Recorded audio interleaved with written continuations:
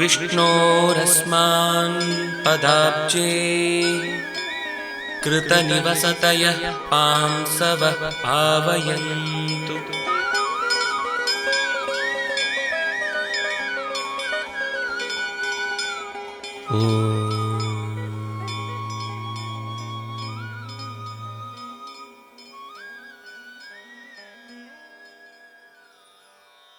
ವ್ಯಾಖ್ಯಾಮುದ್ರಾಂ ಕರಸರಸುಜೈಃ ಪುಸ್ತಕಂ ಶಂಖಚಕ್ರೆ ಬಿಭ್ರದ್ಭಿನ್ನಸ್ಫಟಿಕರುಚಿರೆ ಪುಂಡರೀಕೆ ನಿಷಣ್ಣಃ ಅಮ್ಲಾನಶ್ರೀರಮೃತವಿಷಧೇರಂಶುಭಿಃ ಪ್ಲಾವಯನ್ಮಾಂ ಆವಿರ್ಭೂಯಾದನಘಮಹಿಮಾ ಮಾನಸೇ ವಾಗಧೀಶಃ. ರಮಾಪತಿಂ ಪೂರ್ಣಗುಣಂ ಮುಕುಂದಂ ವ್ಯಾಸಂಚ ವಿಜ್ಞಾನಸಹಸ್ರಭಾನುಂ ಪೂರ್ಣಪ್ರಬೋಧಂಚ ಸುತತ್ವದೀಪಂ ಕ್ರಮಾದ್ಗುರುಂಶ್ಚ ಪ್ರಣಮಾಮಿ ಮೂರ್ಧ್ನಾ.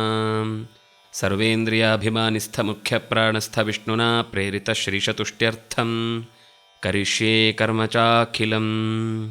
ಸ್ವಸ್ತ್ಯಸ್ತು ಸತಾಂ. ಹರಿ ಓಂ. ತ್ರಿವಿಕ್ರಮ ಪಂಡಿತರು ಈ ವಿಷ್ಣುಸ್ತುತಿಯ ಆರಂಭದ ಕೆಲವು ಪದ್ಯಗಳಲ್ಲಿ ಭಗವಂತನ ಪಾದದ ಬೆರಳಿನ ಉಗುರಿನ ತುದಿಯಲ್ಲಿ ಅಂಟಿಕೊಂಡ ಧೂಳಿನ ಕಣಗಳಲ್ಲೇ ಅವಿತುಕೊಂಡಿರುವ ಅನಂತ ಬ್ರಹ್ಮಾಂಡದ ಎಲ್ಲ ಗುಣಗಳ ರಾಶಿಯನ್ನು ಅಳೆಯುವುದಕ್ಕೆ ನಿರಂತರ ಸ್ವಲ್ಪವೂ ದೀಕ್ಷೆಯಲ್ಲಿ ಕಡಿಮೆಯಾಗದ, ಯಾವತ್ತಿಗೂ ಆ ವಿಷಯದಲ್ಲಿ ಬೇಸರ ವ್ಯಕ್ತಪಡಿಸದ, ತಿಳುವಳಿಕೆಯನ್ನು ಪಡೆಯುವುದರಲ್ಲಿ ಅವಳಷ್ಟು ಸಾಮರ್ಥ್ಯವನ್ನು ಇನ್ನೊಬ್ಬರು ಹೊಂದುವುದಕ್ಕೆ ಸಾಧ್ಯವಿಲ್ಲದಂತಹ ಸ್ಥಿತಿಯಲ್ಲೂ ಹೊಸ ಹೊಸತನಗಳನ್ನು ನಿರಂತರ ಹುಡುಕುವ ಆ ಲಕ್ಷ್ಮಿಯನ್ನು ಆರಾಧನೆ ಮಾಡೋಣ. ಅಂತಹ ಚತುರ್ಮುಖಾದಿ ದೇವತೆಗಳ ಮನಸ್ಸಿಗೆ ನಿರಂತರ ಸುಖವನ್ನು ಕೊಡುವ ಭಗವಂತನ ಪಾದದ ಧೂಳನ್ನು ನಾವು ನಿರಂತರ ಆಶ್ರಯಿಸಬೇಕು ಅನ್ನುವ ಮಾತು ಹಿಂದೆ ಬಂತು. ಅಂದರೆ ಭಗವಂತನ ಬಗ್ಗೆ ತಿಳಿಯುವ ಪ್ರಯತ್ನ ಅಂತನ್ನುವುದು ಪ್ರಳಯ ಕಾಲದ ದೊಡ್ಡ ಸಮುದ್ರದ ಹೆದ್ದೆರೆಗಳಿಗೆ ಎದೆಕೊಟ್ಟು ನಾನು ಇದನ್ನು ಎದುರಿಸಬಲ್ಲೆ ಅಂತ ಒಂದು ಹುಂಬ ಧೈರ್ಯವನ್ನು ತೋರಿದ ಹಾಗೆ ಅನ್ನುವ ಮಾತು ಬಂತು.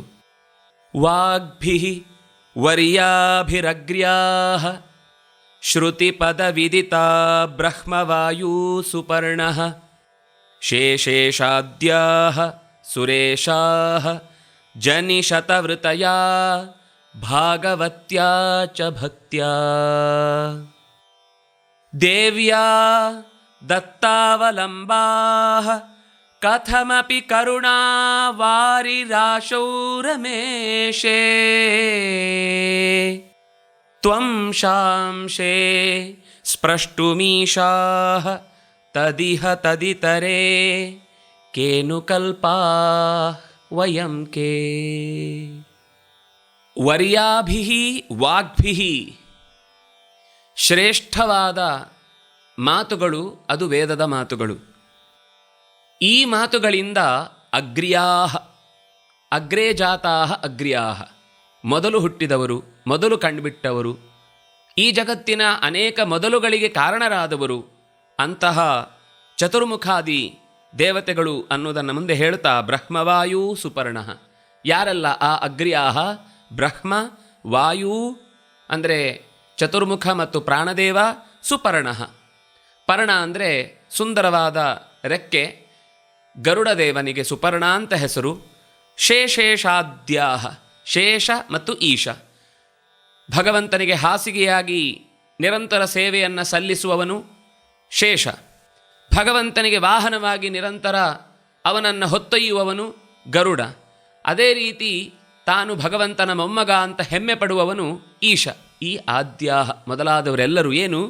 ಶ್ರುತಿ ಪದ ವಿದಿತಾಹ, ವೇದಗಳ ಮಾತುಗಳಿಂದ ಹೊಗಳಲ್ಪಡುವವರು. ಅವರು ಕೂಡ ವೇದ ಪ್ರತಿಪಾದ್ಯರೇ. ಚತುರ್ಮುಖನನ್ನ ಕುರಿತು ಅನೇಕ ವೇದ ಮಂತ್ರಗಳು, ಬ್ರಹ್ಮಜಜ್ಞಾನಂ ಪ್ರಥಮಂ ಪುರಸ್ತಾತ್ ಅನ್ನುವ ಮಂತ್ರಗಳು ಬ್ರಹ್ಮನ ಮಹತ್ವವನ್ನು, ಮಾಹಾತ್ಮ್ಯವನ್ನು ಹೇಳುವಂಥದ್ದಿದೆ. ಇನ್ನು ಕದ್ರುದ್ರಾಯ ಪ್ರಚೇತಸೆ ಅಥವಾ ತ್ರಿಯಂಬಗಂ ಯಜಾಮಹೇ ಸುಗಂಧಿಂ ಪುಷ್ಟಿವರ್ಧನಂ ಅನ್ನುವ ಈ ಥರದ ಮಂತ್ರಗಳ ಮೂಲಕ ಸ್ತೋತ್ರ ಮಾಡಲ್ಪಡುವವನು ರುದ್ರದೇವ. ಎಲ್ಲ ದೇವತೆಗಳು ಕೂಡ ಒಂದೊಂದು ಅಂಶದಲ್ಲಿ, ಅಂದರೆ ಈಗ ಇಂದ್ರನನ್ನು ತೆಗೆದುಕೊಂಡಾಗ ಇಂದ್ರಶ್ರೇಷ್ಠ ನಿದ್ರವಿಣಾನಿದೇಹಿ ಚಿತ್ಯಂ ದಕ್ಷಸ್ಸು ಸುಭಗತ್ವಮಸ್ಮೇ ಅನ್ನುವ ಮಾತುಗಳ ಮೂಲಕ ಸುರೇಶಾಹ, ಉಳಿದ ಎಲ್ಲ ದೇವತೆಗಳೂ ಕೂಡ ಒಂದೊಂದು ರೀತಿಯಲ್ಲಿ ತತ್ವಾಭಿಮಾನಿಗಳಾಗಿ ಭಗವಂತನ ಸೇವೆಯಲ್ಲಿ ತಮ್ಮನ್ನು ನಿರಂತರ ತೊಡಗಿಸಿಕೊಳ್ಳುವವರೆಲ್ಲರೂ ವೇದದಿಂದ ನಿರಂತರ ಹೊಗಳಲ್ಪಡುವವರಾಗಿದ್ದಾರೆ, ಒಂದೊಂದು ಭಾಗಗಳಿಂದ, ಒಂದೊಂದು ಅಂಶಗಳಿಂದ. ಅಂಥವರೆಲ್ಲರ ಜನಿ ಶತವೃತಯ ಭಾಗವತ್ಯಾ ಚ ಭಕ್ತ್ಯ. ಜನಿ ಶತವೃತಯ, 100 ಜನ್ಮಗಳಿಂದ ಭಗವಂತನ ಸೇವೆಯ ಅನೇಕ ಮಜಲುಗಳನ್ನು ದಾಟಿ ಪಡೆದಂತಹ ಭಗವಂತನ ಅತ್ಯಂತ ಎತ್ತರಿಕೆಯನ್ನು ಅರ್ಥೈಸಿಕೊಂಡ ಭಕ್ತಿಯಿಂದ ಅವರು ಭಗವಂತನನ್ನು ಪ್ರಾರ್ಥನೆ ಮಾಡ್ತಾ ಇದ್ದಾರೆ.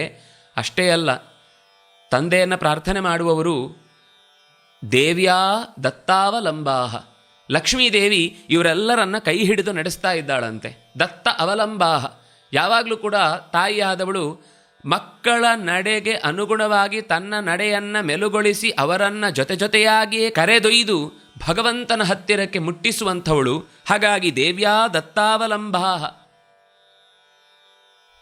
ಕಥಮಪಿ ಕರುಣಾವಾರಿರಾಶವು, ಹೇಗಾದರೂ ಹೀಗೆಲ್ಲ ವೇದಗಳಿಂದ ಪ್ರತಿಪಾದ್ಯರಾದವರು ಲಕುಮಿಯ ಅನುಗ್ರಹಕ್ಕೆ ಒಳಗಾಗಿ ಅವಳಿಂದ ಕೈ ಹಿಡಿದು ನಡೆಸಲ್ಪಡುವವರು ಭಗವಂತನ ಕುರಿತಾಗಿ ಹಾಡುವುದಕ್ಕಾಗಿ ಪ್ರಯತ್ನಿಸುವಂಥವರು.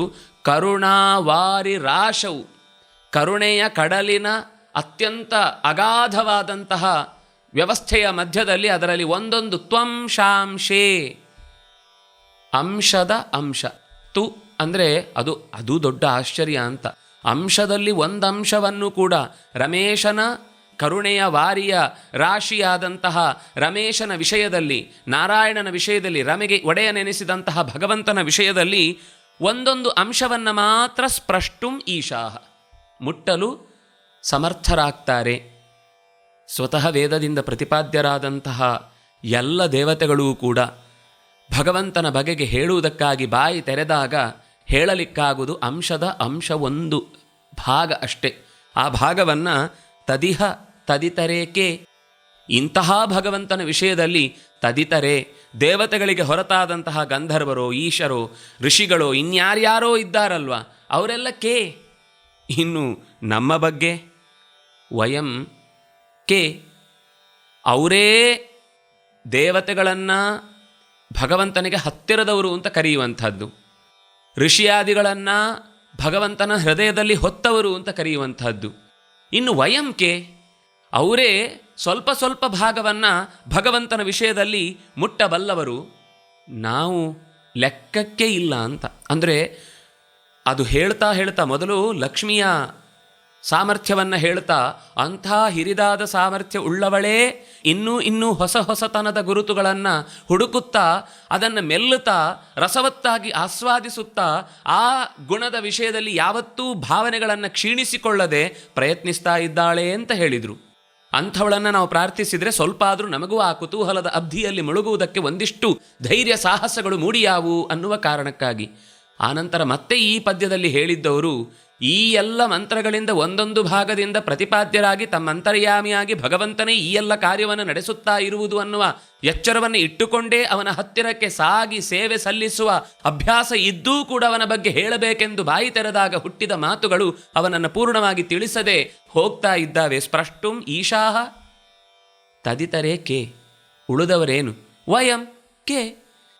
ಅವರೇ ಅಸಮರ್ಥರು, ಋಷಿಗಳು ಇನ್ನೂ ಕಷ್ಟಪಡ್ತಾರೆ, ನಮ್ಮ ಭಾಗಕ್ಕೆ ಏನು ಸಿಕ್ಕೀತು?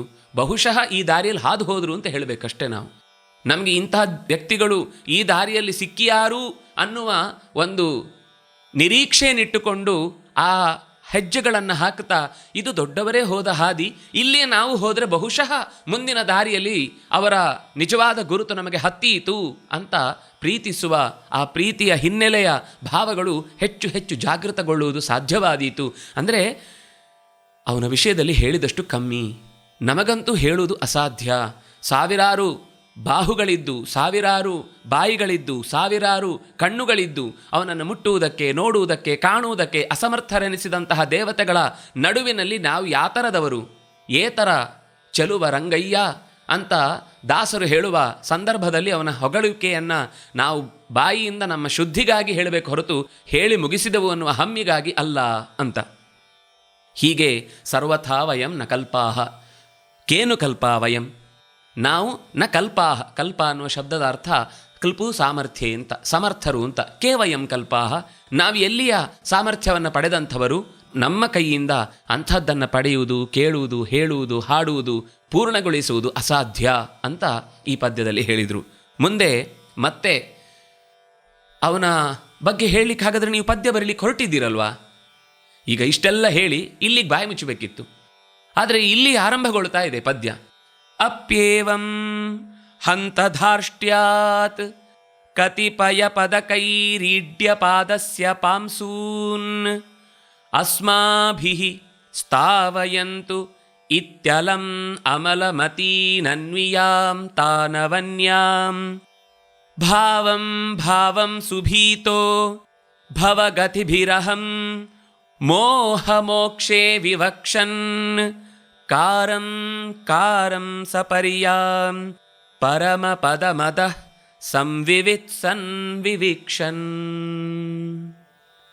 ಅಪ್ಯೇವಂ, ಹೀಗಿದ್ರೂ ಹಾಡುವ ಸಾಹಸಕ್ಕೆ ಧಾರ್ಷ್ಟ್ಯದಿಂದ ಕೈ ಹಾಕಿದ್ದೇನೆ. ಹುಂಬಧೈರ್ಯ ಅಂತ ಹೇಳ್ತೇವಲ್ವ. ಯಾಕಾಗುವುದಿಲ್ಲ, ನಾವು ಯಾಕೆ ಹೇಳಬಾರ್ದು? ಹೇಳಲಿಕ್ಕಾಗುವುದಿಲ್ಲ ಅನ್ನೋದು ಸರಿ ಇರ್ಬೋದು, ಪೂರ್ಣವಾಗಿ ಹೇಳಲಿಕ್ಕಾಗುವುದಿಲ್ಲ ಅಂತ ಅಷ್ಟೇ ಅರ್ಥ ತಾನೇ. ಎಷ್ಟಾಗುತ್ತೋ ಅಷ್ಟು ಹೇಳ್ತೇವೆ, ಬಾಯಿ ಬಚ್ಚುವ ತನಕ ಹೇಳ್ತೇವೆ, ಸೋಲುವ ತನಕ ಹೇಳ್ತೇವೆ, ಕಾಣುವ ತನಕ ಕಾಣುವ ಪ್ರಯತ್ನಕ್ಕೆ ನಾವು ಕೈ ಹಾಕ್ತೇವೆ. ತಪ್ಪೇನು? ಬೇಡವಾದ ಕೆಲಸಕ್ಕೆ ಎಂತೆಂಥದೋ ಹಠ ತೊಡುತ್ತೇವೆ ಅಂತ ಅಂದ ಮೇಲೆ ಬೇಕಾದ ಕೆಲಸಕ್ಕೆ ಹಠ ತೊಟ್ಟಲ್ಲಿ ಏನು ತಪ್ಪು ಅನ್ನುವ ಒಂದು ಆ ಕೆಚ್ಚನ್ನು ನಮ್ಮಲ್ಲಿ ಹಚ್ಚುವ ಕೆಲಸವನ್ನು ಮಾಡ್ತಾ ಅಪ್ಯೇವಂ ಹಂತ, ಇದು ಖುಷಿ ಪಡಬೇಕಾದ ಸಂಗತಿ. ಧಾರ್ಷ್ಟ್ಯ ಇದೆ ಇಲ್ಲಿ. ಧಾರ್ಷ್ಟ್ಯ ಅಂತಂದರೆ ಮಾಡಬಾರದ ಕೆಲಸಕ್ಕೆ ಮಾಡುವ ಪ್ರಯತ್ನ. ಆದರೆ ಭಗವಂತನ ಬಗ್ಗೆ ಹೇಳಬೇಕು ಅನ್ನುವ ಯೋಚನೆ, ಬೇರೆಯವರನ್ನು ನಾವು ನಕಲು ಮಾಡ್ತೇವೆ, ಬೇರೆಯವರನ್ನು ಅನುಸರಿಸಿ ಅವರ ಹಾಗೆ ಮಾಡ್ತೇವೆ ಅನ್ನುವ ಪೂರ್ಣ ಸಾಹಸ ನಮ್ಮ ಕೈಗೆ ಒಡಗೂಡದೆ ಹೋದರೂ ಕೂಡ ಆ ದಾರಿಯಲ್ಲಿ ಸಾಗುವುದಕ್ಕೆ ಪ್ರಯತ್ನ ಅನ್ನೋದು ಬೇಕು. ಕತಿಪಯ ಪದಕೈಹಿ, ತೊದಲು ನುಡಿಗಳಿಂದ ಆಡುವುದಕ್ಕೇನು ತಪ್ಪು? ಮಗು ದೊಡ್ಡವರೆಲ್ಲ ಮಾತಾಡ್ತಾ ಕೂತಿದ್ದಾಗ ಅದಕ್ಕಿನ್ನೂ ಅಕ್ಷರಗಳೇ ಬಾಯಲ್ಲಿ ಬರ್ತಾ ಇರುವುದಿಲ್ಲ.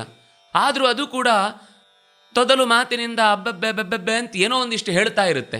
ದೊಡ್ಡವರು ಅದನ್ನು ಕೇಳಿ ಖುಷಿ ಪಡ್ತಾರೆ, ಯಾಕೆಂದರೆ ಮಗು ಮಾತನಾಡಲಿಕ್ಕೆ ಪ್ರಯತ್ನ ಮಾಡ್ತಾ ಇದೆ, ಇದು ಅದರ ಸಾಮರ್ಥ್ಯ. ಅದಕ್ಕೆ ಅಕ್ಷರಗಳು ಕೆಲವೊಮ್ಮೆ ಹೇಳಲಿಕ್ಕೆ ಬರದೇ ಇದ್ದಾಗಲೂ ಆ ಪದಗಳು ಕುತ್ಸಿತಗೊಂಡು ಎಲ್ಲೋ ಎಡವಿದಾಗಲೂ ಅದನ್ನು ಪ್ರೀತಿಯಿಂದ ದೊಡ್ಡವರು ಸ್ವೀಕರಿಸ್ತಾರೆ ಅಂತ ಅನ್ನೋದು ನಾವು ಲೋಕದಲ್ಲಿ ಕಂಡ ಸಂಗತಿ. ಹಾಗೆಯೇ ಪದಕೈಹಿ ಪಾದಸ್ ಈಡ್ಯ ಪಾದಸ್ಯ, ಈಡ ಸ್ತುತವು ಅಂತ ಧಾತು. ಅಗ್ನಿಮೀಳೆ, ಅಗ್ನಿಯನ್ನು ಸ್ತೋತ್ರ ಮಾಡುತ್ತೇನೆ. ಈಳೆ ಅಂದರೆ ಸ್ತೋತ್ರ ಮಾಡುತ್ತೇನೆ, ಅದೇ ಈಡೆ ಅಂತ. ಅದು ವೇದಗಳಲ್ಲಾಗುವಾಗ ಡಕಾರಕ್ಕೆ ಳಕಾರ ಬರುತ್ತೆ, ಇಲ್ಲ ಅಂದರೆ ಈಡಸ್ತುತವು ಅಂತ ಶಬ್ದ ಇದ್ದದ್ರಿಂದ ಈಡ್ಯ, ಸ್ತೋತ್ರ ಮಾಡಲಿಕ್ಕೆ ಯೋಗ್ಯವಾದಂತಹ ಪಾದಗಳಿಂದ ಭಗವಂತ ಅಂತಹ ಪಾದಗಳನ್ನು ಹೊಂದಿದ್ದಾನೆ. ಅಂಥವನ ಪಾಂಸೂನ್, ಪಾದಗಳನ್ನೇ ಹೊಗಳಲಿಕ್ಕೆ ಪೂರ ಆದೀತೋ ಇಲ್ವೋ ಗೊತ್ತಿಲ್ಲ, ಆದರೆ ಪಾಂಸುಗಳನ್ನಾದರೂ ಆ ಧೂಳುಗಳನ್ನಾದರೂ ಕೂಡ ನಾವು ಹಾಡುವ ಪ್ರಯತ್ನಕ್ಕೆ ಕೈ ಹಾಕುವುದರಲ್ಲೇನು ತಪ್ಪು? ಅಸ್ಮಾಭಿಹಿ ಸ್ಥಾವಯಂತು. ಮತ್ತು ಬಹಳ ಚಂದ ಹೇಳ್ತಾರೆ, ಯೋಂತಃ ಪ್ರವಿಶ್ಯ ಮಮ ವಾಚಮಿಮಾಂ ಪ್ರಸುಪ್ತಾಂ ಸಂಜೀವಯತ್ಯಖಿಲ ಶಕ್ತಿಧರ ಸ್ವಧಾಮ್ನ ಅನ್ಯಾಂಶ್ಚ ಹಸ್ತ ಚರಣ ಶ್ರವಣ ತ್ವಗಾದೀನ್ ಪ್ರಾಣಾನ್ ನಮೋ ಭಗವತೆ ಪುರುಷಾಯ ತುಭ್ಯಂ ಅಂತ ಹೇಳಿದ್ದನ್ನೇ ಬಹಳ ಸರಳವಾಗಿ ಅಸ್ಮಾಭಿಹಿ ಸ್ಥಾವಯಂತು, ನಮ್ಮ ನಾಲಿಗೆಯ ತುದಿಯಲ್ಲಿ ನಿಂತು ಆ ನುಡಿಗಳು ಯಾವ ರೀತಿ ಭಗವಂತನನ್ನು ಸೆರೆ ಹಿಡಿದಾವೋ ಅಂತಹ ಪದಗಳನ್ನು ನಾಲಿಗೆಯ ತುದಿಯಲ್ಲಿ ಜೋಡಿಸಿ ಹೊರಕ್ಕೆಡಹಲಿ. ಸ್ಥಾವಯಂತು, ನಮ್ಮಿಂದ ಹೇಳಿಸಲಿ. ನಾವು ಹೇಳುವುದಕ್ಕೆ ಸಮರ್ಥರಲ್ಲ ಅನ್ನುವ ಎಚ್ಚರಿಕೆ ನಮಗೆ ಹಿಂದಿನ ಪದ್ಯದಲ್ಲಿ ನಾವು ಹೇಳಿಕೊಂಡು, ವಯಂ ಕೇ ಕಲ್ಪಾಹ, ನಾವು ಎಂಥ ಯಾತರದವರು ನಾವು. ಆದರೆ ಪ್ರಯತ್ನಿಸುವಾಗ ಮಗುವಿಗೆ ಕೈ ಹಿಡಿದು ನಡೆಸುವ ತಾಯಿಯಂತೂ ತನ್ನ ಪ್ರೀತಿಯನ್ನು ಕಡಿಮೆ ಮಾಡುವುದಿಲ್ಲ ಅಲ್ವಾ. 2 ಸರ್ತಿ ಕೈ ಬಿಟ್ಟೊಡನೆ ಬಿದ್ದು ಹೋಗಿದೆ ಮಗು, ಎಡವಿದೆ ಮಗು, ಗಂಟಿಗೆ ಗಾಯ ಮಾಡಿಕೊಂಡಿದೆ ಅಂದ ಮೇಲೆ ಮಗುವಿಗೆ ಇನ್ನು ನಡೆಸುವುದೇ ಬೇಡ ಅಂತ ತಾಯಿ ಕೈ ಬಿಟ್ಟು ಬಿಡುವುದಿಲ್ಲ ಅಲ್ವಾ. ಹಾಗೆಯೇ ನಮ್ಮನ್ನು ಬಿಡದೆ ಸ್ಥಾವಯಂತು ಇತ್ಯಲಂ ಅಮಲಮತೀನ್ ಅನ್ವಿಯಾಂ, ನಮ್ಮನ್ನೆಲ್ಲ ಅವರು ಹಾಡಿಸಲಿ ಅಂತ ನಾನು ಹೋಗಿ ಆಸರೆ ಪಡೀತಾ ಇದ್ದೇನೆ, ಅವರನ್ನು ಕೇಳಿಕೊಳ್ತಾ ಇದ್ದೇನೆ. ಯಾರನ್ನ? ಅವನ್ಯಾಂ ತಾನ್ ಅಮಲಮತೀನ್ ಅನ್ವಿಯಾಂ. ಅಮಲಮತೀನ್, ಮಲ ಅಂದರೆ ದೋಷ, ಅಮಲ ಅಂದರೆ ದೋಷವಿಲ್ಲದ ಮತಿಗಳುಳ್ಳ ಹಿರಿಯ ಜ್ಞಾನಿಗಳೆನಿಸಿದಂಥವರ ಹಿಂದೆ ಸಾಗುತ್ತಾ ಅವರು ಈ ತನಕ ಹಾಡಿದ ಹಾಡುಗಳಿಂದಲೇ ಮತ್ತಷ್ಟು ಪ್ರೇರಣೆಯನ್ನು ಪಡೆದು ಅವರ ಪದಗಳ ಒಳಗೆ ನುಸುಳಿ ಅವರು ಏನನ್ನು ಹೇಳಿಕ್ಕೆ ಹೊರಟಿದ್ದಾರೋ ಅಂಥದ್ದನ್ನೇ ಪದಗಳ ಒಳಗೆ ತುರುಕಿ ನಾನೂ ಹಾಡುವ ಪ್ರಯತ್ನಕ್ಕೆ ಕೈ ಹಿಡಿದಾಗ ಅವರೇ ನಮ್ಮನ್ನು ನಡೆಸಬೇಕು ಅಂತ ಅನ್ವಿಯಾಂ ಅವರನ್ನೇ ಶಾಸ್ತ್ರದಲ್ಲಿ ಹೇಳಿದ ದೊಡ್ಡವರು ಹಾಡಿದ ಮಾತುಗಳ ಹಿಂದೆ ಸಾಗಿ ಅನುಸರಿಸ್ತಾ ಇದ್ದೇನೆ. ಅದರಿಂದ ಏನಾಗಬೇಕು? ಭಾವಂ ಭಾವಂ ಸುಭೀತಃ ಭವಗತಿಭಿ. ಭವ ಅಂದರೆ ಸಂಸಾರ. ಸಂಸಾರದ ಹೆಜ್ಜೆಗಳಿಂದ ನಡೆದು ನಡೆದು ಇದ್ದು ಇದ್ದು ಸಾಗಿ ಸಾಗಿ ಕೊರಗಿ ಕೊರಗಿ ಬಹು ಕಷ್ಟಕ್ಕೆ ಒಳಗಾಗಿದೆ ಈ ಜೀವ. ಸುಭೀತಃ ತುಂಬ ಭಯಗೊಂಡಿದೆ. ಯಾಕೆಂದರೆ ಎದ್ರೆ ನಿಂತರೆ ಕುಂತ್ರೆ ಪ್ರತಿಯೊಂದರಿಂದಲೂ ಭಯ. ಯಾವ ಭಯವನ್ನೂ ಕೂಡ ಮೀರಿ ಬದುಕುವಂತಹ ಪೂರ್ಣ ಹೃದಯ ನಮ್ಮಲ್ಲಿ ಇನ್ನೂ ಸಿದ್ಧಗೊಂಡಿಲ್ಲ. ಹಾಗಾಗಿ ಸುಭೀತಃ ಭವ ಗತಿಭಿ. ಈ ಚಕ್ರ ಹೇಗಿದೆ ಅಂದರೆ ಒಂದು ಬಾರಿ ಮನುಷ್ಯನ ಜನ್ಮ ಸಿಕ್ಕಿದ ಮೇಲೆ ಮತ್ತೊಮ್ಮೆ ಅದೇ ರೀತಿಯಾಗಿ ಮನುಷ್ಯನ ಜನ್ಮ ಸಿಗತ್ತೆ ಅಂತ ಗೊತ್ತಿಲ್ಲ. 10 ಜನ್ಮ ಮತ್ತೆ ಕ್ರಿಮಿಕೀಟ ಪಶು ಪಕ್ಷಿ ಗಿಡ ಏನೇನೋ ಆಗಿ ಹುಟ್ಟಿ ಆ ಹಿಂದಿನ ಸಂಸ್ಕಾರಗಳೆಲ್ಲೋ ಒಂದು ರೀತಿಯಲ್ಲಿ ಮರೆಯಾಗಿ ಮತ್ತೊಮ್ಮೆ ಮನುಷ್ಯ ಜನ್ಮ ಹುಟ್ಟುವಾಗ ಹಿಂದಿನ ಎಲ್ಲ ಯೋಚನೆಗಳು ಮತ್ತೆ ಮೊದಲಿನಂತೆಯೇ ಮರುಕಳಿಸುತ್ತೋ ಇಲ್ಲವೋ ಅನ್ನುವ ಭಯದಿಂದಲೇ ಈ ಕ್ಷಣದಲ್ಲಿ ಮಾಡಿದ ಪ್ರತಿಯೊಂದು ಕೆಲಸವೂ ಇದು ನಿನಗಾಗಿ ಇರಲಿ ಅಂತ ಧಾರ್ಷ್ಟ್ಯಕ್ಕಾಗಿ ಬಿದ್ದು ನಾನು ಬಾಯ್ಬಿಟ್ಟು ನಿನ್ನ ಬಗ್ಗೆ ಹೇಳುವ ಸಾಹಸಕ್ಕೆ ಕೈ ಹಾಕ್ತಾ ಇದ್ದೇನೆ. ಸುಭೀತಃ ತುಂಬ ಭಯಗೊಂಡಿದ್ದೇನೆ. ಇಲ್ಲಿ ಭಯ ಅನ್ನೋದು ಸುಭೀತಃ ಅನ್ನುವ ಶಬ್ದ ಬಳಸಿದರು. ಇದು ಕೆಟ್ಟ ಭಯ ಅಲ್ಲ, ಭಯಭಕ್ತಿ ಅನ್ನುವ ಭಯ ಇದೆಯಲ್ವಾ, ಆ ಭಯ. ಲೋಕದಲ್ಲಿ ದೊಡ್ಡವರನ್ನು ಮೀರಿ ಹೋಗುವಾಗ ಒಂದು ಭಯ ಇದೆ. ಅವರು ಬೈಯಲ್ಲ, ಶಾಪ ಕೊಡಲ್ಲ, ಹಿಂಸೆ ಮಾಡಲ್ಲ, ಆದರೂ ಅವರ ಮನಸ್ಸು ನೋಯಿಸಬಾರ್ದು, ಅವರಿಗೆ ಅನ್ಯಾಯ ಮಾಡಬಾರ್ದು. ಯಾಕೆಂದರೆ ಅವರು ಭಗವಂತನನ್ನು ಚೆನ್ನಾಗಿ ತಿಳಿದು ಭಗವಂತನ ಬಗ್ಗೆ ಏನಾದರೂ ನಮಗೆ 4 ಮಾತುಗಳು ಗೊತ್ತಾಗಿದೆ ಅಂತಂದರೆ ಅದು ಅವರ ಬಾಯಿಂದ ಕೇಳಿದ್ರಿಂದ ಅವರಿಗೆ ನೋಯಿಸಬಾರ್ದು ನಾವು ಅನ್ನುವ ಒಂದು ಒಳಗಿನ ಭಯ ಇದೆಯಲ್ವಾ, ಅಂತಹ ಸುಭೀತಃ. ಆ ರೀತಿಯಾಗಿ ನೀನು ನನ್ನನ್ನು ಕಷ್ಟಕ್ಕೆ ಒಳಪಡಿಸಿದ್ದಿ ಅಂತ ನಿನ್ನ ಮೇಲೆ ಕೆಟ್ಟ ಕೋಪ ನನಗಿಲ್ಲ. ಆದರೆ ಮತ್ತೊಮ್ಮೆ ನನ್ನ ಕರ್ಮಕ್ಕೆ ಅನುಗುಣವಾಗಿ ಸಿಗುವಂತಹ ಈ ಶರೀರಗಳ ದಾಟುವಿಕೆಗೆ ನಾನು ಮತ್ತೊಮ್ಮೆ ಈ ಶರೀರಕ್ಕೆ ಪ್ರವೇಶ ಮಾಡಿಸುವ ವಿಷಯದಲ್ಲಿ ನೀನು ಕರ್ಮವನ್ನು ಮೀರುವವನಲ್ಲ. ಅದರಿಂದಾಗಿ ಹ್ಯಾಂಗೆ ಬರೆದಿತ್ತೋ ಪ್ರಾಚೀನದಲ್ಲಿ ಹಾಗೆ ಇರಬೇಕು ಸಂಸಾರದಲ್ಲಿ ಅನ್ನುವ ಮಾತನ್ನು ನಾನು ಮರೆಯದೆ ಆ ಭಯಕ್ಕೆ ಒಳಗಾಗಿ ಈಗಲೇ ಪ್ರಯತ್ನ ಮಾಡಿದಷ್ಟು ಬಂದ ಅವಕಾಶವನ್ನು ಸರಿಯಾಗಿ ದಕ್ಕಿಸಿಕೊಳ್ಳಬೇಕು ಅನ್ನೋ ಪ್ರಯತ್ನದಿಂದ ಇದ್ದೇನೆ. ಅಷ್ಟೇ ಅಲ್ಲ, ಅಹಂ ಮೋಹಮೋಕ್ಷೇ ವಿವಕ್ಷನ್. ಇನ್ನೊಂದೇನು ಅಂದರೆ ಗತಿ ತುಂಬ ಗತಿ ಅಂತಂದಾಗ ಹೆಜ್ಜೆಗಳು, ಅನೇಕ ಜನ್ಮಗಳು. ಈ ಪ್ರತಿ ಸರ್ತಿ ಜನ್ಮಗಳು ಬಂದಾಗ ಏನಾಗುತ್ತೆ ಅಂದರೆ ಹೊಸ ಹೊಸ ಅಟ್ಯಾಚ್ಮೆಂಟ್ಗಳು ತಾಗುತ್ತಾ ಹೋಗ್ತವೆ. ಪ್ರತಿ ಸರ್ತಿಯೂ ಅಂಟಿಸಿಕೊಳ್ಳುವುದರಲ್ಲೇ ನನ್ನ ಜೀವನ ಕಳೆದು ಹೋಗುತ್ತೆ ಹೊರತು ಬಿಚ್ಚಿಕೊಳ್ಳುವುದು ಯಾವಾಗ ಅನ್ನುವ ಪ್ರಶ್ನೆಗೆ ಉತ್ತರ ಸಿಗದೆ ಕಳೆದು ಹೋಗುತ್ತೇನೋ ಅನ್ನುವ ಭಯ ಕಾಡ್ತಾ ಇದೆ. ಮೋಹ ಮೋಕ್ಷೇ, ಈ ಮೋಹದ ಮೋಕ್ಷ ಬಿಡುಗಡೆ, ಮೋಹದ ದಾರಿಯಿಂದ ಪಕ್ಕಕ್ಕೆ ಸರಿದು ನಿನ್ನ ಕಡೆಗೆ ಸಾಗಬೇಕು ಅಂತನ್ನುವಂತಹ ಯೋಚನೆಗೆ ವಿವಕ್ಷನ್, ಅದನ್ನೇ ನಾನು ನಿರಂತರ ಬಯಸುತ್ತಾ ಕಾರಂ ಕಾರಂ ಸಪರ್ಯಾಂ ಪರಮಪದಂ ಅದಹ, ಅದು ಪರಮಪದಂ, ಅದು ಅದು ಎಂಥ ಪದ ಅಂದರೆ ಪರಮಪದ. ಅದು ಅಂತ ಒಂದು ಶಬ್ದ ಬಳಸುತ್ತೇವೆ ನಾವು ಕನ್ನಡದಲ್ಲೂ. ಅದು ಅನ್ನುವ ಶಬ್ದ ಕನ್ನಡದಲ್ಲಿ ಸಾಮಾನ್ಯವಾಗಿ ಬಾಗಿಲಿಗೆ ಹೊರಭಾಗದಲ್ಲಿ ಯಾರು ತಿಳಿಯದೇ ಇದ್ದ ಹೊತ್ತಿಗೆ ಹೊಡೆದಾಗ ನಮ್ಮ ಕೂಗು ಇರುತ್ತೆ ಒಳಗಿನಿಂದಲೇ, ಯಾರದು ಅಂತ. ನಾವು ಯಾವತ್ತೂ ಕೂಡ ಯಾರವಳು, ಯಾರವನು, ಏನು ಅಂತ ಕೇಳುವುದಿಲ್ಲ, ಯಾರದು ಅಂತ ಕೇಳ್ತೇವೆ. ವಸ್ತುತಃ ವ್ಯಕ್ತಿಯೊಬ್ಬನೇ ಬಡಿಲಿಕ್ಕೆ ಸಾಧ್ಯ. ಯಾವುದೋ ವಾಹನ ಬಂದು ಬಡಿಯಲ್ಲ, ಅಥವಾ ಯಾವುದೋ ಪ್ರಾಣಿ ಬಂದು ಬಡಿಯಲ್ಲ. ಬೆಲ್ ರಿಂಗ್ ಆಗಿದೆ ಅಂತಂದರೆ ಅದು ಯಾರೋ ಒಬ್ಬ ವ್ಯಕ್ತಿ ಅಂತ ಗೊತ್ತಿರುತ್ತೆ. ಆದರೆ ವ್ಯಕ್ತಿ ಇದ್ದಾಳೆ ಅಂತ ಗೊತ್ತಿದೆ, ಆದರೆ ಅವನ ಸ್ವರೂಪ ಗೊತ್ತಿಲ್ಲ. ಹಾಗಾಗಿ ನಾವು ಅದು ಅನ್ನುವ ಶಬ್ದ ಬಳಸ್ತೇವೆ. ಅದು ಅನ್ನುವ ಶಬ್ದದ ಅರ್ಥ ಏನು ಅಂದರೆ ಸ್ವಲ್ಪ ಗೊತ್ತಿದೆ, ಬಹಳ ಗೊತ್ತಿಲ್ಲ ಅಂತ. ಪರಮಪದಂ, ಸ್ವಲ್ಪ ಗೊತ್ತಿದೆ ಅಂದರೆ ಈ ಹಿಂದಿನವರು ಹಾಡಿದ ಸಂಗತಿಗಳಿಂದ ಅವನೊಬ್ಬ ಇದ್ದಾನೆ ಅಂತ ಗೊತ್ತಿದೆ, ಆದರೆ ಹೇಗಿದ್ದಾನೆ ಅಂತ ಗೊತ್ತಿಲ್ಲ. ಋಷಿ ಮುನಿಗಳೆಲ್ಲರೂ ಕೂಡ ಹಾಡ್ತಾ ಹಾಡ್ತಾ ಕೊನೆಗೆ ಕೈಮೀರಿ ಅಶಬ್ದಮಸ್ಪರ್ಶಮರೂಪಮವ್ಯಯಂ ತಥಾರಸಂ ನಿತ್ಯಮಗಂಧವಚ್ಚಯತ್. ಅವನಿಗೆ ಶಬ್ದಕ್ಕೆ ಸಿಗುವವನಲ್ಲ, ರಸಕ್ಕೆ ಸಿಗುವವನಲ್ಲ, ಕೇಳುವಿಕೆಗೆ ಸಿಗುವವನಲ್ಲ, ಹಾಡುವಿಕೆಗೆ ಸಿಗುವವನಲ್ಲ, ನೋಡುವಿಕೆಗೆ ಸಿಗುವವನಲ್ಲ, ಮುಟ್ಲಿಕ್ಕೆ ಸಿಗುವವನಲ್ಲ, ಅವನು ಈ ಗೋತ್ರದಲ್ಲಿ ಇರುವವನಲ್ಲ, ಅವನಿಗೆ ನಾವು ತಿಂದಾಗ ನಾಲಿಗೆಗೆ ರಸಕ್ಕೆ ಸಿಗುವವನಲ್ಲ. ಹೀಗೆ ಎಲ್ಲರ ರೀತಿಯಿಂದಲೂ ನಕಾರಾತ್ಮಕವಾದ ಯೋಚನೆಗಳಿಂದಲೇ ಅವನನ್ನು ಪರಿಚಯಿಸುವ ಪ್ರಯತ್ನವನ್ನು ಮಾಡಿದ್ದನ್ನು ನೋಡ್ತೇವೆ. ಅದು ಅವರ ಅಸಹಾಯಕತೆ. ಅವ್ರು ಹೇಳಬಾರದು ಅಂತಲ್ಲ, ಹೇಗೆ ಹೇಳಲಿ ನಾನು ನಿಮಗೆ, ಅದು ನನ್ನ ಅನುಭವ. ನೀವು ನಿಮ್ಮ ಕಣ್ಣಿಂದ ಕಂಡಾಗಲೇ ಗೊತ್ತಾಗುತ್ತೆ ರುಚಿ ಹೇಗೋ ಹಾಗೆ. ನಾನು ಯಾವುದೋ ಒಂದು ಹಣ್ಣಿನ ರುಚಿಯನ್ನು ತಿಂದ ಮೇಲೆ ಹೇಗಿತ್ತು ಅಂತ ಕೇಳಿದರೆ ಯಾವುದ್ಯಾವುದೋ ಹಣ್ಣಿನ ರುಚಿಯ ಬಗ್ಗೆ ಹೆಸರು ಹೇಳ್ಬೋದಷ್ಟೇ ಬಿಟ್ಟರೆ ನಿಮಗೆ ಆ ರುಚಿ ಗೊತ್ತಾಗಬೇಕು ಅಂದರೆ ನೀವು ಆ ಹಣ್ಣನ್ನು ತಿನ್ನಲೇಬೇಕು. ಹೇಗೋ ಹಾಗೆ ನನಗೆ ಅದರ ಬಗ್ಗೆ ಪರಿಚಯ ಇಲ್ಲ, ಅದು ಆದರೆ ಅದು ಪರಮಪದಂ, ಎಲ್ಲದಕ್ಕಿಂತ ಶ್ರೇಷ್ಠವಾದ ಸ್ಥಾನ, ಎಲ್ಲದಕ್ಕಿಂತ ಎತ್ತರದಲ್ಲಿ ಇರುವಂತಹ ಶಕ್ತಿ ಅದು. ಅಂತಹ ಶಕ್ತಿಯನ್ನು ಕಾರಂ ಕಾರಂ ಸಪರ್ಯ ಅಂತಂದರೆ ಪೂಜೆ, ಗೌರವ, ಆದರ, ಆತಿಥ್ಯ. ನಮ್ಮ ಮನೆಗೆ ನಿತ್ಯ ಪೂಜೆಗೆ ಬಂದು ಭಗವಂತ ಪೀಠದಲ್ಲಿ ಕೂತಾಗ ಅದೊಂದು ಅತಿಥಿ ಸತ್ಕಾರ ಅಂತ ಅರ್ಥ. ಬಂದವರನ್ನು ನೀವು ಟಿ ವಿ ನೋಡ್ತಾ ಕೂರ್ತೀರಿ, ಅಡಿಗೆಯಲ್ಲಿ ಏನಾದರೂ ನಂದೊಂಚೂರು ಹೆಚ್ಚು ಕಮ್ಮಿ ಆಗಿ ಮಧ್ಯ ಬಿಡುಗಡೆ ಆದರೂ ಬಂದು ಮಾತಾಡ್ತೇನೆ, ಅಥವಾ ಎದುರುಗಡೆ ಧಾರಾವಾಹಿಗೆ ಮಧ್ಯದಲ್ಲಿ ಒಂದು ಅಡ್ವರ್ಟೈಸ್ಮೆಂಟ್ ಬಂದರೆ ನಿಮ್ಮ ಹತ್ರ ಮಾತಾಡ್ತೇನೆ ಅಂತ ಕೂಡಿಸಿದ್ರೆ ಇನ್ನೊಮ್ಮೆ ಆ ಅತಿಥಿ ನಮ್ಮ ಮನೆಗೆ ಬಂದು ನಮ್ಮ ಹತ್ರ ಅಷ್ಟು ಪ್ರೀತಿಯಿಂದ ಮಾತಾಡುವುದು ಯೋಚನೆ ಆದರೂ ಅವನು ಮಾಡ್ತಾನಾ? ಇಲ್ಲ ಅಲ್ವಾ? ಹಾಗೆ ಬಂದ ಅತಿಥಿಯ ರೂಪದಲ್ಲಿನ ಭಗವಂತನನ್ನು ಸಪರ್ಯಾಂ ಕಾರಂ ಬಹಳ ಪ್ರೀತಿಯಿಂದ ಅವನನ್ನು ಮತ್ತೆ ಯಾವತ್ತೋ ಒಂದು ಬಾರಿ ಅಲ್ಲ, ಕಾರಂ ಮತ್ತೆ ಆ ರೀತಿ ಅವನನ್ನು ಪೂಜಿಸುತ್ತಾ, ಮೆಚ್ಚಿಸುತ್ತಾ, ಅರ್ಚಿಸುತ್ತಾ, ಹಾಡುತ್ತಾ, ಕುಣಿದಾಡುತ್ತಾ ಅವನ ಬಗ್ಗೆ ನಾನು ಪ್ರೀತಿಯನ್ನು ವ್ಯಕ್ತಪಡಿಸುವುದಕ್ಕೋಸ್ಕರ ವಿವಿಕ್ಷನ್ ಇಷ್ಟೆಲ್ಲ ಬಯಕೆ ಏನು ಅಂದರೆ ತಿಳಿಯುವುದಕ್ಕಾಗಿ, ಅವನ ಬಗ್ಗೆ ಇನ್ನಷ್ಟು ತಿಳ್ಕೊಳ್ಬೇಕು, ಅವನನ್ನು ಇನ್ನಷ್ಟು ಚೆನ್ನಾಗಿ ಅರ್ಥ ಮಾಡಿಕೊಳ್ಬೇಕು, ಮತ್ತು ಕೊನೆಗೆ ವಿವಿಕ್ಷನ್ ಅವನನ್ನು ಪ್ರವೇಶಿಸಿ ಬಿಡಬೇಕು, ಅವನೊಳಗೆ ಸೇರ್ಕೊಂಡು ಬಿಡಬೇಕು. ನಾನು ಮತ್ತೆ ಹೊರಗೆ ಈ ಜಂಜಾಟದ ಗೂಡಿನಲ್ಲಿ ಸಿಲುಕಿ ಗೊಂದಲದ ಗೂಡಾಗಿ ಬದುಕಲಿಕ್ಕೆ ನನಗೆ ಇಷ್ಟ ಇಲ್ಲ.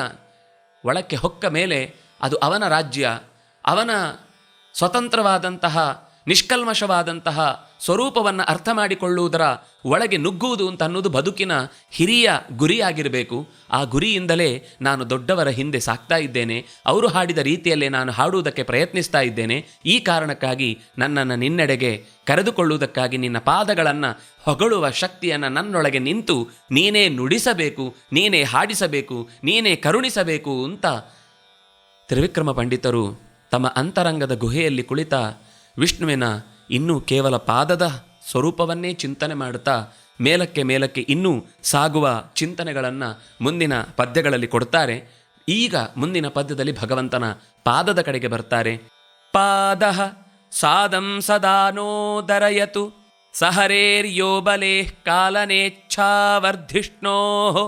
ಊರ್ಧ್ವಮುತ್ಥ ಸಪದಿ ನಖಮುಖೇ ನಾಂಡಖಂಡಂ ಚಖಾನ ಆಯಾಂತ್ಯಾ ಸ್ವಸ್ರವಂತ್ಯಾ ಸ್ವತಳ ಕಿಸಲಯ ಜ್ಯೋತ್ಸ್ನಯ ವ್ಯಾಪ ವಿಶ್ವಂ ವರ್ಣ್ಯಂ ಭೋಭಿರ್ ವಿಲಿಂಪನ್ನಿವ ಭುವನ ಮಹಾಭಿತ್ತಿಮತ್ಯಾ ಪಫಾಲ. ಅವನ ಪಾದ ಏನೇನು ಮಾಡುತ್ತೆ ಅನ್ನುವ ಅದ್ಭುತ ಚಿಂತನೆಯನ್ನು ಮುಂದಿನ ಪದ್ಯದೊಳಗೆ ನಮ್ಮನ್ನು ಮುಳುಗಿಸ್ತಾರೆ. ಮುಳುಗೋಣ. ಪಾದದಲ್ಲಿ ಮುಳುಗಿದರೇ ನಾವು ಇನ್ನಷ್ಟು ಒಳ್ಳೆಯ ಪದವನ್ನು ಹೊಂದುವುದಕ್ಕೆ ಸಾಧ್ಯವಾಗುತ್ತೆ. ಆ ಪದದೆಡೆಗೆ ಸಾಗುವ, ಪದದೊಳಗೆ ನುಗ್ಗುವ ಮುಂದಿನ ಪದ್ಯದಲ್ಲಿ ಮೀಯುವುದಕ್ಕಾಗಿ ಅಣಿಯಾಗೋಣ. ಅಲ್ಲಿಯ ತನಕದ ಚಿಂತನೆ ಅದು ಗಟ್ಟಿಗೊಳ್ಳುವುದಕ್ಕೆ ಮತ್ತೊಮ್ಮೆ ಕೇಳಿಸುವ ಸಂತೋಷವನ್ನು ಪಟ್ಟರೆ ಅದು ಮುಂದಿನ ಚಿಂತನೆಗಳಿಗೆ ಹೆಚ್ಚು ಹುರುಪನ್ನು, ಹೆಚ್ಚು ನಮಗೆ ಆಸಕ್ತಿಯನ್ನು ಬೆಳೆಸತ್ತೆ ಅಂತ ಹೇಳ್ತಾ ನಮಸ್ಕಾರ. ತ್ರಿವಿಕ್ರಮ ಪಂಡಿತರ ಈ ವಿಷ್ಣು ಸ್ತುತಿಯ ಪಾದದ ತುದಿಯಲ್ಲಿರುವ ಧೂಳಿನ ಕಣಗಣ ಗುಣಗಳನ್ನು ಎಣಿಸಿ ನಮ್ಮ ಹೃದಯದೊಳಗಿನ ಕತ್ತಲೆಯನ್ನು ಕತ್ತರಿಸುವುದಕ್ಕೆ ಬೇಕಾದ ಚಿಂತನೆಯನ್ನು ಪಡಿಮೂಡಿಸುವಂತೆ ಪ್ರೋತ್ಸಾಹಿಸಿದವರು ಶ್ರೀಮತಿ ರಾಜಲಕ್ಷ್ಮಿ ಮತ್ತು ಶ್ರೀನಿವಾಸರಾವ್ ದಂಪತಿಗಳು ಮತ್ತು ಅವರ ಕುಟುಂಬದವರು. ಈ ಎಲ್ಲರಿಗೂ ಕೇಳಿದವರು ಕೇಳಿಸಿದವರು ಭಗವಂತನ ಆ ಕೃಪಾ ಸಮುದ್ರದಲ್ಲಿ ಮುಳುಗಿ ಏಳುವಂತಾಗಲಿ ಅಂತ ಪ್ರಾರ್ಥಿಸ್ತಾ ಶ್ರೀಕೃಷ್ಣಾರ್ಪಣಮಸ್ತು.